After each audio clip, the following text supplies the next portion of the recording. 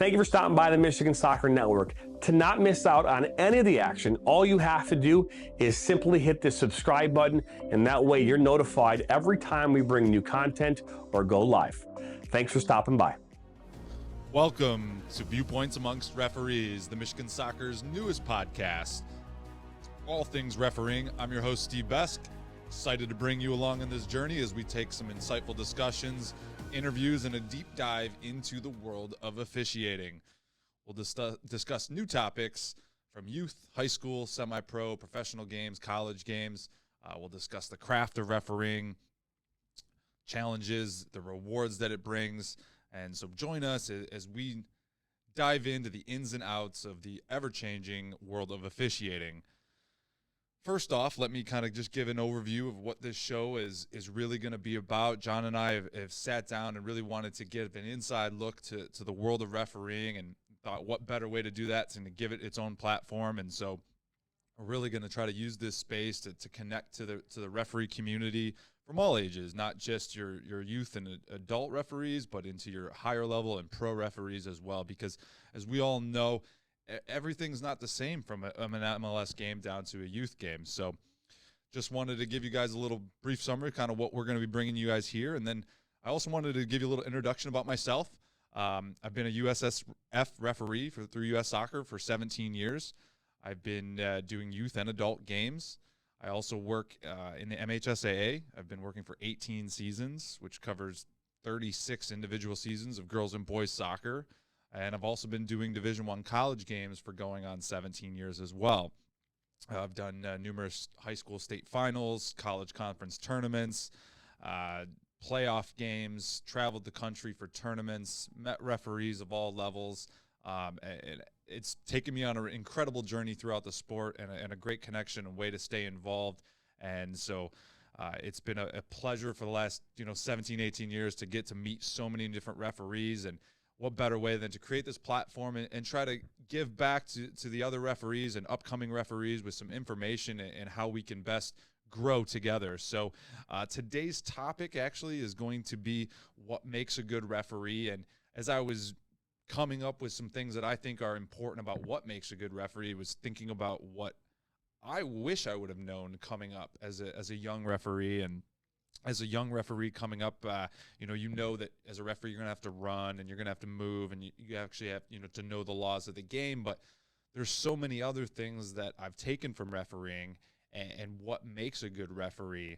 I think as a 17, 18-year-old, when you get thrown onto a field and you have to tell a group of angry adults that the decision you make is what you're going with and sticking to, and not having that fear to be confident in those decisions and those types of things was very difficult at first, I think, for me. I had done some officiating in baseball and done some umpiring before, so I'd had a little interaction with dealing with coaches and players. But as you quickly learn, those moments become very pivotal in how the rest of a match goes and kind of where your referee career can go. So those were some things that were getting my brain going as we started to think about this topic and what really makes up a good referee. And so we're going to dive into that here. But before we do, we're going to take a quick break, and we'll be right back and jump into what makes a good referee here on the VAR. Are you looking to grow here in 2023? Let the Michigan Soccer Network help you and your restaurant fill more seats. Help you and your law firm get new clients. Help you and your dental practice find more patients.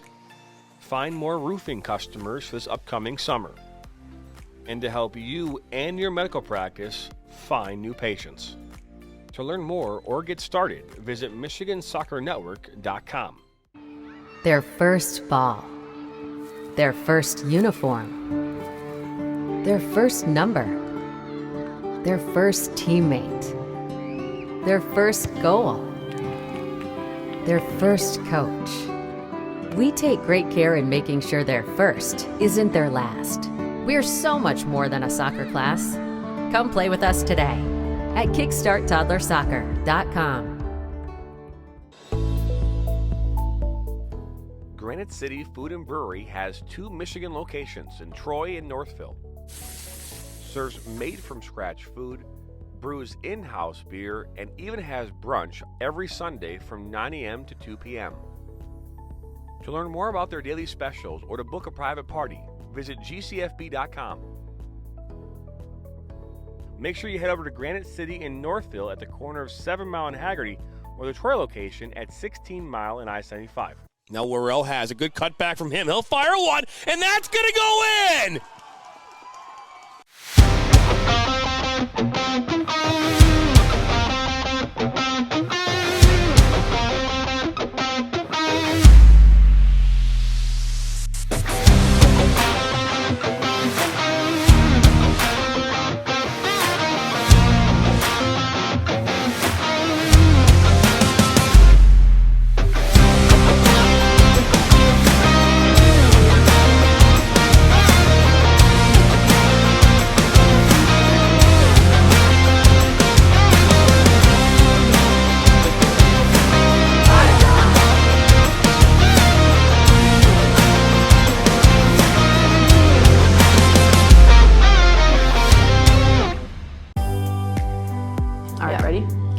We're just saying action. Go.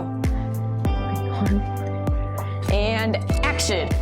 Hi, we're the Tilley Sisters. And check out, We're the Tilley Sisters. check out our journey on the Michigan Soccer Network. Okay, you weren't looking up. Hi, we're the Tilley Sisters. And you can check out our journey on the Michigan Soccer Network.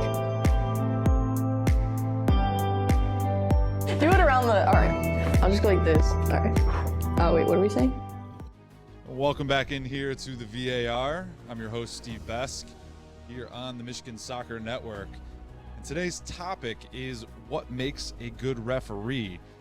And I think there's a lot of different characteristics that can make up a good referee. I'm not going to go into all of them here today, but I think there's I think 5 is what I kind of narrowed it down to of good characteristics that make up a good referee. Those characteristics being communication, professionalism, fitness, understanding the laws of the game, and confidence. I think there's some other pieces or some things that kind of fall under those categories, but those are the 5 that I broke down into kind of what I think is best. And so we're going to start with communication. Communication within a game as a referee really starts with your crew to set expectations for what you expect from them throughout a match. Being able to have an understanding with the people you're working with, your assistant referees, potentially your 4th official, really sets that groundwork for what is expected and what you guys will be looking for and what to call on the day. Setting that tone from the beginning really sets the match off on the right foot. And that type of communication really can just create a better match environment for both the teams, the players, and the coaches. The communication continues onto the pregame with the coaches and the captains on the field, walking the field with your crew, checking for things that maybe need to be fixed in the goal or not painted correctly on the field. And again, these types of communication that you can address before the match can eliminate problems for you later in a match because you've dealt with these things ahead of time. And those types of issues can save you in the long run. And so that type of communication really can be helpful. And if you're a younger referee, sometimes the best way to show communication is just to listen. You don't always have to be the one to give input or give a piece of information if you're unsure. Sometimes it's best to learn. I think one of the best things I did early on in my referee career was do a lot of 4th officials, especially at the college level, and really just try to pick up information from every game and every match I worked with. And I worked with officials who were doing MLS games to just college referees or just high school referees, and taking information from them sometimes was the best tool, and things that you don't always learn in the classroom, not something that you won't always learn from a referee recertification class. Communication then also carries from the pregame onto the field. And if you can communicate with the players and coaches on the field, this will help you throughout a match. Also, it can hurt you if your communication isn't clear or if you're not communicating enough with the players.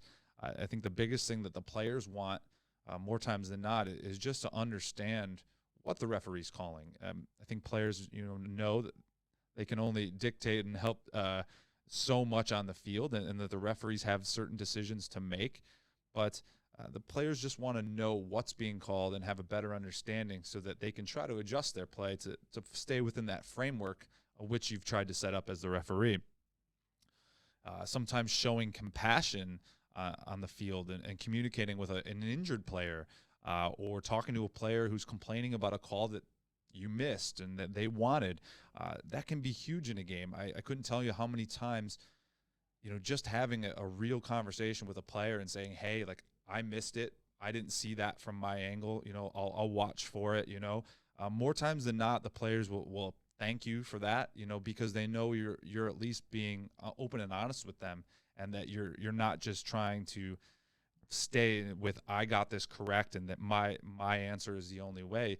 Showing that compassion to players is huge, and I think that builds that mutual respect. So that type of communication can really help you throughout a game. And same thing with coaches, explaining decisions to referees at certain times. Not every call. We can't go over and talk to a coach after every decision that's made, but sometimes having those brief conversations with a coach can help de-escalate a heightened situation and bring that temperature of the match back down.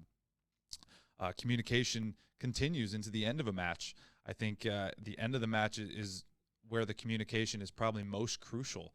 Getting feedback from either assessors or other referee coaches that may be there, talking to your other officials about decisions that were made or not made, or calls, can be a huge tool into growing your game as a referee.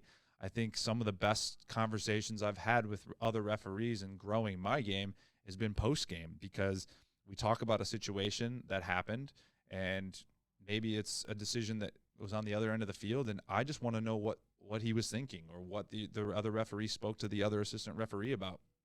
And so using that time to communicate with your crew is probably the best way to get experience, especially immediately after a game, because so many times we end a game and we leave the field and we don't discuss that game with anyone, we don't talk about it, and you lose that opportunity to gain something from a match. And I feel like, for me, to get better every single game, as crazy as it may sound, I still try to this day to take one thing away from every match that I try to put into my own game. And it doesn't mean that I'm going to use that right away. It may be something that gets used in a match down the road, but trying to pick up something from every match really can help you grow as a referee. That was communication. I'm going to jump into the next thing I think is important, which is professionalism. Professionalism starts with your arrival to the field. Being timely is huge as a referee. You want to be able to get to the field to do your duties as a referee or assistant referee. And being timely is that first image that you give off to the coaches and to the players that you're taking this match seriously and that you're here to do your job. Depending on the level of match, you may want to arrive anywhere from between 30 minutes to, there's games where I have to arrive an hour and a half to 2 hours before a match to go through all the protocols and duties that are needed. So that first step of professionalism of showing up on time really gives the coaches and players that key that this referee is at least respecting the game from the get-go. Doing those things, again, before the match can help eliminate those issues down the road and really save you some trouble. Your professionalism carries onto the field once the game begins. How you treat players, how you treat coaches, how you respect the game, making sure you do your best to make a fair and safe match. We all know that foul calls and counts won't ever be exactly equal. That's just how a game flow goes. But it's your responsibility to attempt to be as fair as possible, to keep the players safe. Number one responsibility, as all referees know, is to keep the players safe.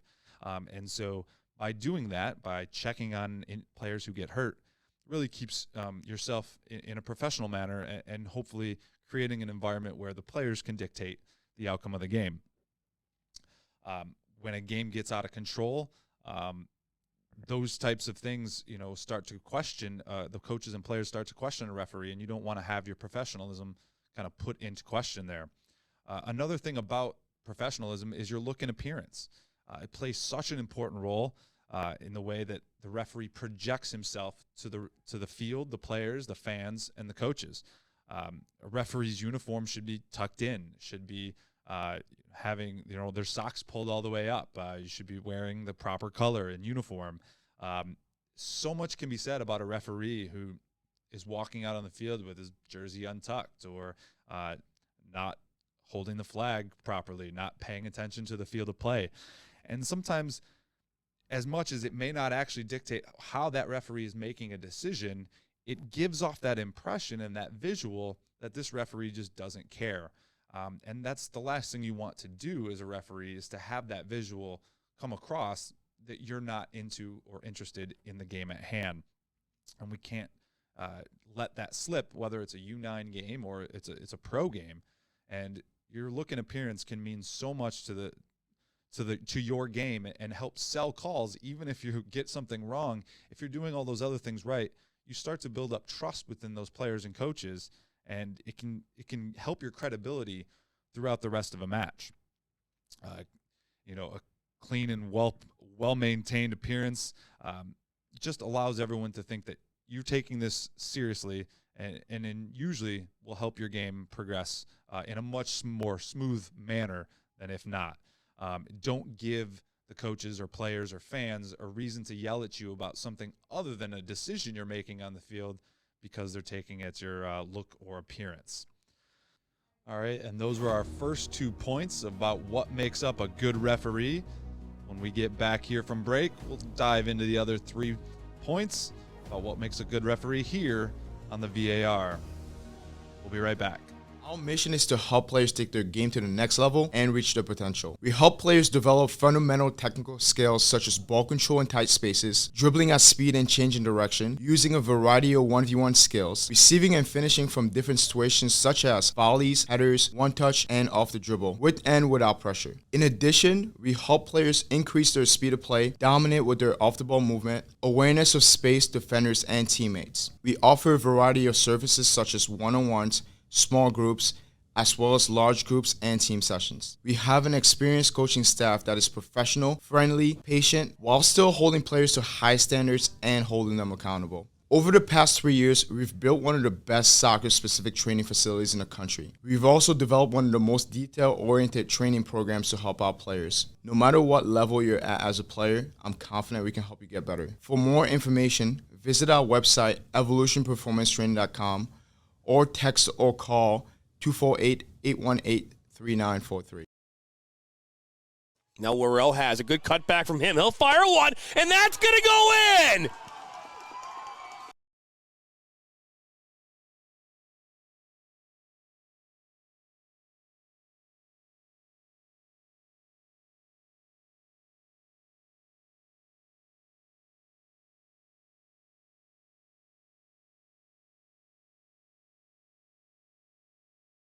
Call or two, or they think they saw something, and then that kid from that team goes into a tackle extra hard, and now his emotion, he gets up pushing and shoving. And so there's sometimes those things can transpire and push themselves into the game, which is not what we want. And of course, Steve, we have our first phone call. We got a phone call. We have a phone call. Oh, well, well, John, I mean, if we got a phone call, we should probably take the phone call.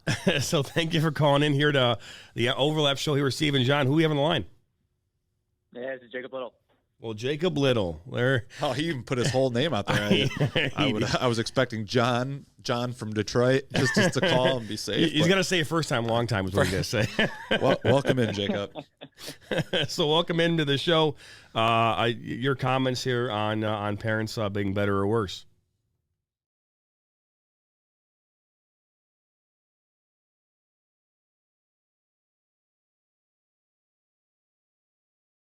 I'm a husband. I'm a father. I'm a sister. I'm a son. I'm a brother. I'm a daughter. I'm a sister. I'm a referee. I'm a referee. I am a referee. I'm a referee.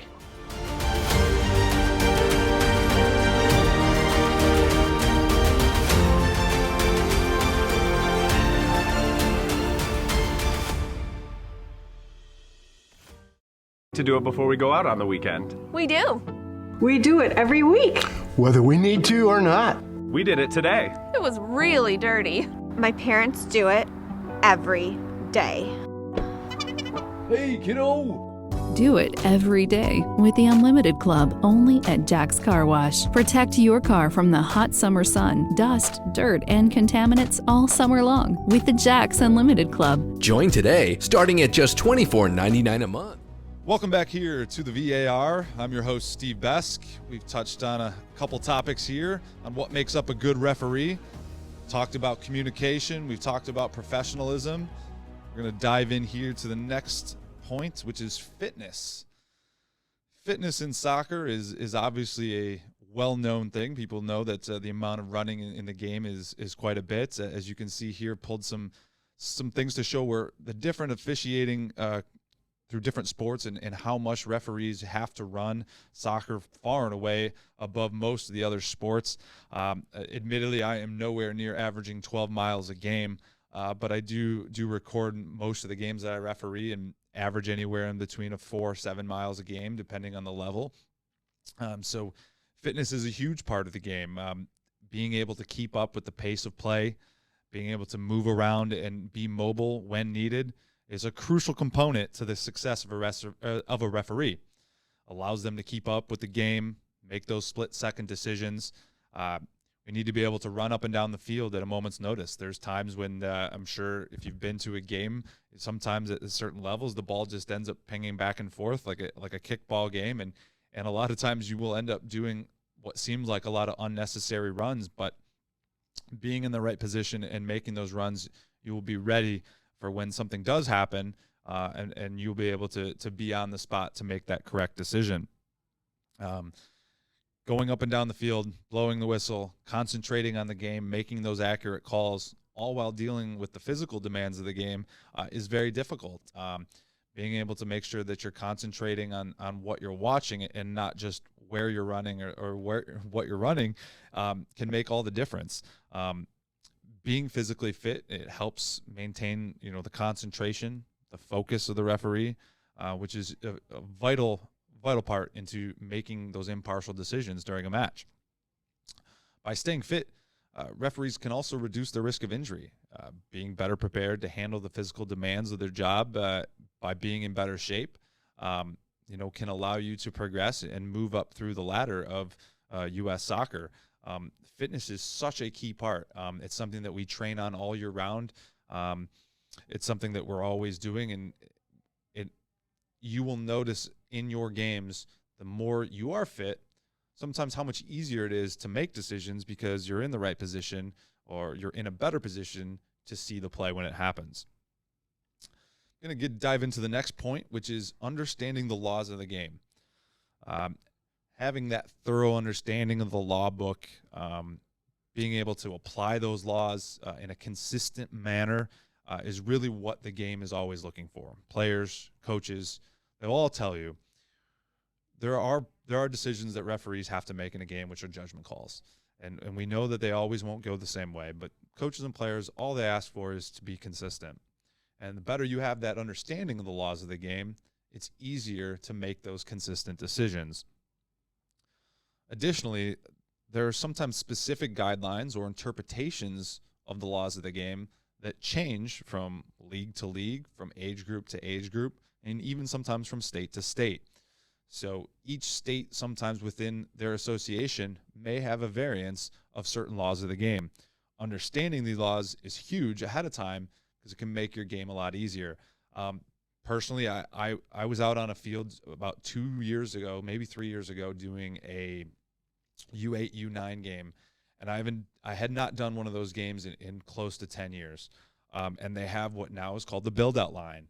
And I was familiar with it a little bit. I know that it's come up in recertification classes, but even as a 15-plus year veteran referee, I went up to the coaches to just before the game confirm how the build-out line exactly works and is dealt with, because it's just not something I deal with on most of the games that I work, in the adult games and the pro games and things like that.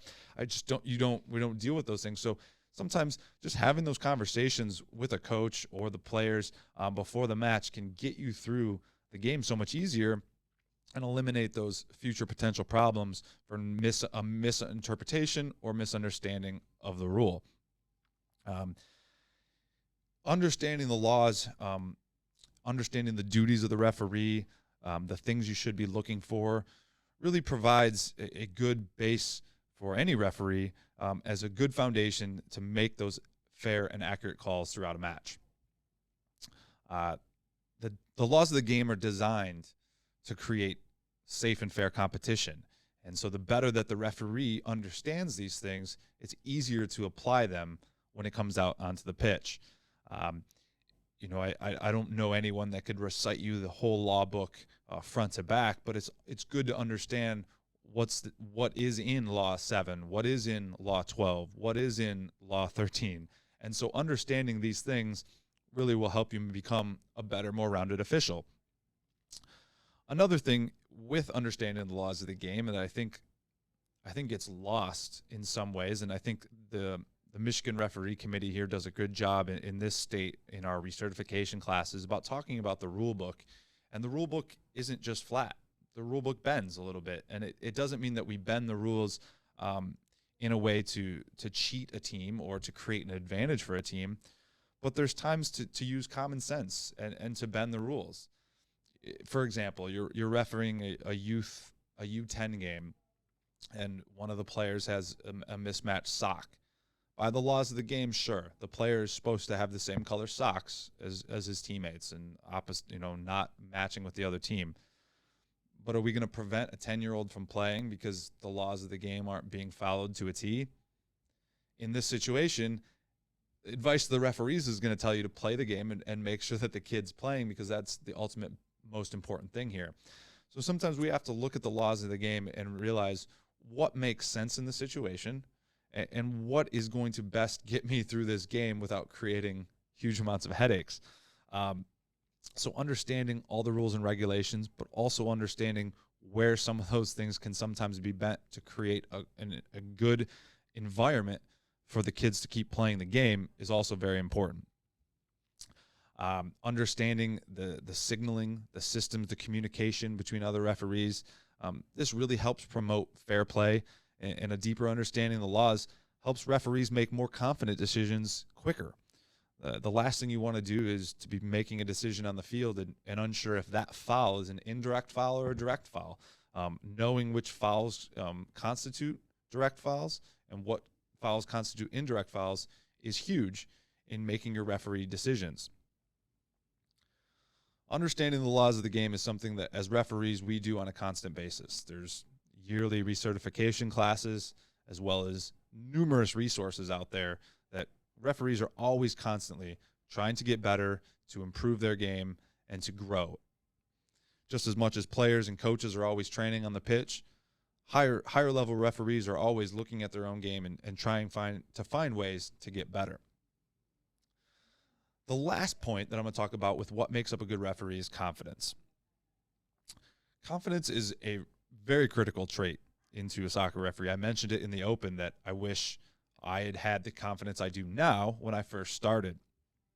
Making accurate and fair calls, maintaining control of the game, enforcing the rules, keeping everyone safe is a huge part of the game.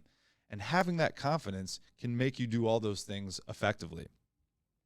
A confident referee is able to make decisions quickly, calmly, in high-pressure situations without being swayed by screaming fans, coaches, and players. I think one of the biggest things I've ever taken away from refereeing is the personable skills that I have with other people. Being able to have those conversations in heightened situations when, let's just be honest, sometimes the fever and the temperature of the game has risen, that, tensions are very high. Team may be, on the brink of making the playoffs or not. And sometimes having to explain a tough situation or tough call to a coach about why something did or did not go his way, can be very difficult. But having that confidence in knowing what the laws of the games are, in knowing what you saw, and in describing and explaining the situation, having that confidence can bring that whole tension and bring that situation down to a much more manageable level. It's not the easiest, and I think the best way to do it is through experience. Having the confidence to make decisions and to make tough decisions, sometimes you have to have trial and error. I couldn't tell you about how many times in games I've gotten thrown in the fire of games that were maybe at the time a little bit above my head and very difficult to deal with as far as the players and the platform in which the game was being played. But that's how I learned. I learned to have those confidence, to stick with what you call. I was asked one time at a recertification class, what's one thing you wish you knew before you started refereeing that you know now? And we never want to make wrong decisions. Of course, we strive to get every decision right. However, one of the things I wish I would have known is how to sell an incorrect call. It's not something that you want to do. We don't want to make wrong calls, but there are times when you have to sell the call that you made. You don't know it's wrong, but you have to sell the call that you're making. And sometimes having that confidence in what your decision is can sway the whole field. How many times do we watch replays in professional games where a touch happened over the end line or a touch happened on the sideline and it should be the other team's ball, or a goal kick versus a corner kick? It happens. But in the match on the field, more times than not, the referee points to the decision, sticks to the decision, and the game moves on. Yes, there'll be a little bit of chatter back and forth about maybe getting it wrong, but for the most part, the referee will sell that decision, whether he knows it or not, and the game moves on. And this is that little bit of integral part of the game that I think the average fan doesn't see all the time. Of course, we want to get the calls correct, but we're not privileged on the field to have 36 cameras and 6 slow-mo replays to tell us exactly who the touch went off of. So in these moments, you have to use that confidence to sell the call that you made to get through the match. You know, we talk about sometimes in these matches where you're constantly putting out fires or solving little problems on the field to get through the 90 minutes or to get through that game. And that confidence sometimes is the biggest tool in your tool bag to get you through that match. A confident referee is a very good referee. Those are the 5 things that I think make up a good referee. Well, we're going to go to break. When we come back, we're going to touch on some other news in the referee world. I'm a husband. I'm a father. I'm a sister. I'm a son. I'm a brother. I'm a daughter. I'm a sister. I'm a referee. I'm a referee. I am a referee. I'm a referee.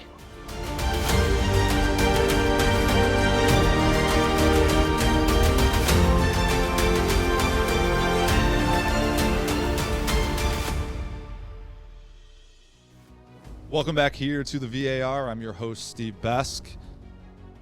Today on the show, we were talking about what makes a good referee. Touched on communication, professionalism, fitness, understanding the laws of the game, and confidence.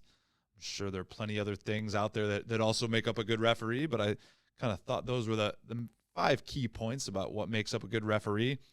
I enjoyed our discussion today, and we're going to now jump over to some information from the Michigan Referee Committee. We are committed here at the Michigan Soccer Network to help grow the game in so many ways, and through that, one of the ways is to help the Michigan Referee Committee. As we know, in all sports, officiating numbers have been dropping immensely, and so we're trying to make sure that we recruit and retain new referees. So just want to get some information out there from the Michigan Referee Committee. Make sure that you register today. New grassroots classes, field sessions are available. So please log on to michiganrefs.org for all your information. You can find out how to become a referee, how to recertify for the upcoming season, as well as other useful information and resources. Plenty of good information there on the michiganrefs.org website. Plenty of opportunities to get involved at all levels. If you've played the game, if you were a referee, if you currently are a referee, if you know anyone that you think would be a great fit to help get involved, please pass them along that information, as we are always looking for new officials here in the state of Michigan, and actually, well, anywhere across the country for that matter.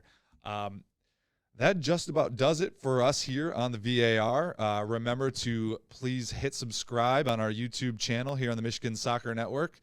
This podcast, along with all our others, will be available on all listening platforms, from Spotify to Apple Music. Anywhere where you get your podcasts, you will find the Michigan Soccer Network, and specifically the VAR, Viewpoints Amongst Referees. That's a wrap for this episode. I hope you enjoyed the insights and discussions we had today. We'll be back soon with more exciting episodes. Make sure you subscribe and follow us. And as always, thank you for listening, and we'll see you on the next episode of the VAR.